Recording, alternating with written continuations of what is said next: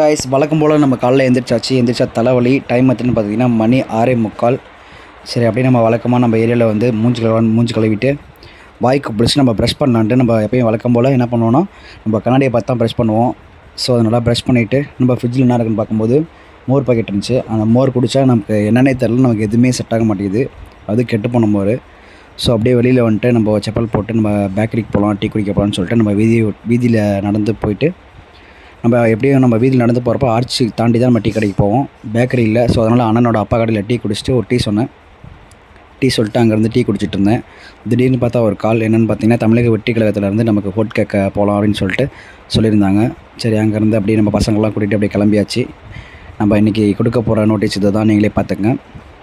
அப்புறமா அங்கேருந்து நம்ம பசங்க அண்ணாலாம் சேர்ந்து ஓட் கேட்டுட்டு இருந்தாங்க. நம்ம பசங்க என்னென்னு தெரில, திடீர்னு தீயாக வேலை செய்ய ஆரம்பிச்சிட்டாங்க.